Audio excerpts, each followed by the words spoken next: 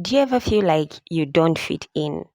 Like the systems that were built do not account for someone like you? Do you ever freeze at a basic questionnaire? Like, what's your nationality? Stuff like that. So, my name is Sigiro, and today I am going to talk about like being a refugee in a system that is ill equipped to host one. Yes. So, my father raised us outside of a refugee camp. There's usually, when a refugee enters a country, they usually allow them to live within the camp. They'll provide you with food, with basic shelter. They're usually like basic schools that are there, but usually it's not up to standard. The place is overcrowded and you have to line up for food, and there's very little dignity associated with actually living in a camp. And there's a lot of limitations to your freedom. So dad chose to work outside, to live outside the camp. And that's where we lived. I was raised in the capital, in Lusaka, among the local people, the local Zambian people. So even when going to school, I went to their schools. When learning a language, I learned their language. I speak Nyanja more than my own, and I learned their cultures more than my own cultures. So we underwent a sort of informal local integration. Yes.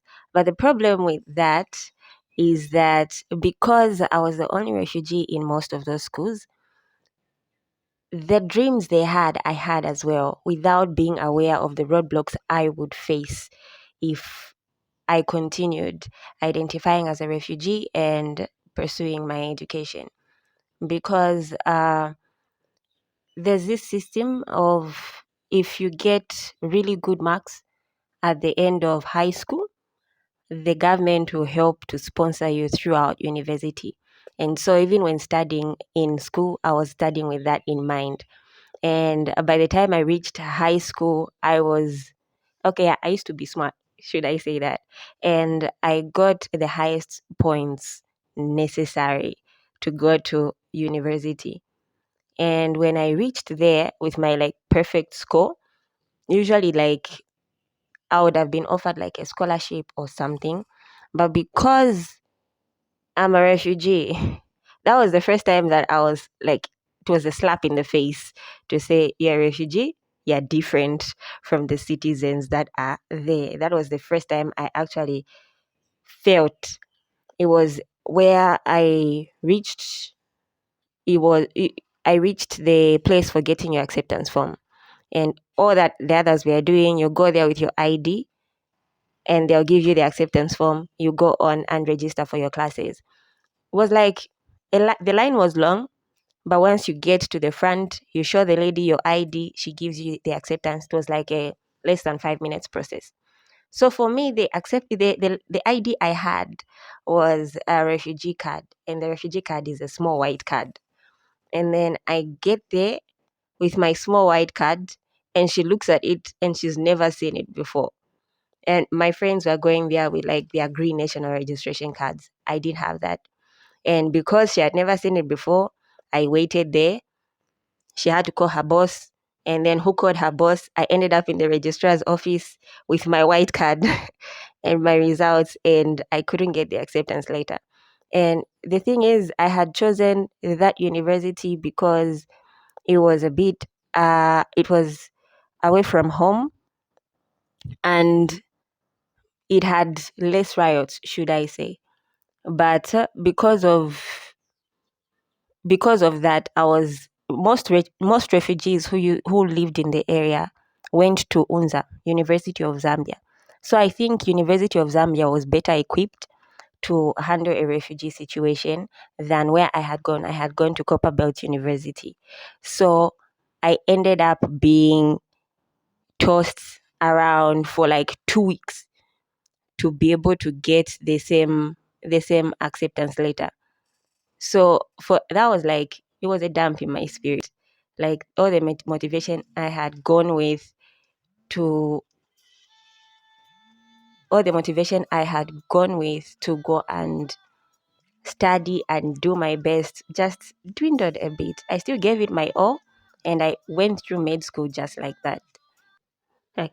So the second example I can give is the time I was arrested in fifth year for not having a study permit. So like I had mentioned, being at the Copperbelt University, I was the first refugee there. And then when I presented myself, I explained how I have I've been educated in the country from the time I was in kindergarten, nursery school, primary school, secondary school, high school. The results, all the documentation I had was from was from Zambia. So they were like, okay, let us. I don't think it is necessary for you who is starting right now, and we have recognized that you're a refugee. You don't really need a study permit. Study permits are for foreign students. So that's how I started school. But when I was in fifth year, I was like in a bus from one province to another. I had never been out of the country by then. And then the immigration stopped the bus, and when checking for any illegal immigrants, they found me with my difficult to pronounce name. They were like, okay, definitely, you're not Zambian. Let's go this side. And then when I went to their office, they started asking me, who are you? Why don't you have any documentation and stuff like that? And I was explaining, no, it's not really my fault. This is what I was told when I was beginning. So they're like, okay, we don't, we still require you to have a study permit, and let's go. So I spent like a night in jail, and thank God for my then roommate who came and helped me and bailed me out. Yeah. So they in these examples, and they're just two, there are more examples. I think I'll be telling them as we go on in this journey. And it's not those are not the end of the trials. Even now, in education, in travel, in employment, there are a lot of problems that are there. And I have taken it upon myself, like being the first refugee that they have encountered. I have noticed that it is not really that they have bad intentions or what. They just have no idea what to do with someone like me in that circumstance. So I am thinking, instead of it being like a crime of hatred, it is a crime of ignorance. And the ignorance is easily solved. You can just easily reach out and we can talk and get to know each other. That's the solution I think I have come up with. And the thing is, when you don't fit in, usually there's a temptation to mold yourself into something that is acceptable, into someone who can be accepted. But the thing is, molding yourself may make you accepted in that one aspect, but you'll meet another aspect and you might need to change again to suit the next situation and the next. And the thing is, molding yourself would put a precedence of the people expecting others who come after you to mold themselves as well. And that is an unfair expectation. Because for me, let's say in the example I gave of the university, because I failed to mold myself and claim to be Zambian and get the privileges that were acquired, I'm sure because of who I was, how I presented myself, the next refugee who went after me did not face the same problems that I did. Even my young sisters who were going to different universities did not have to go through the same mistakes that I did. We learned from that circumstance. I learned and they learned from it. Even the getting arrested issue, we now knew that, okay, I still need to be able to have a study permit even if I am a refugee. So I got to know it, and even the immigration got to know of the existence of students outside the camp who are refugees but going to their national universities. So the next refugee that they meet, I am sure, will be treated better than I did. They will not go directly to prison.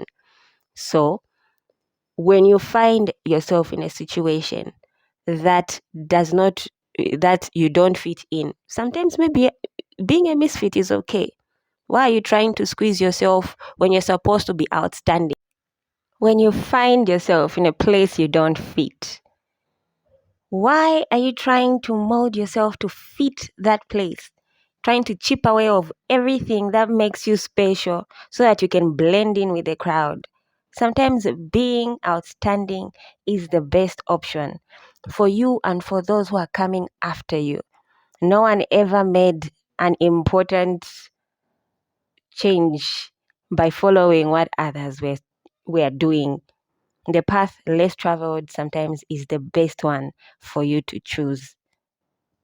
So let's make some hard choices.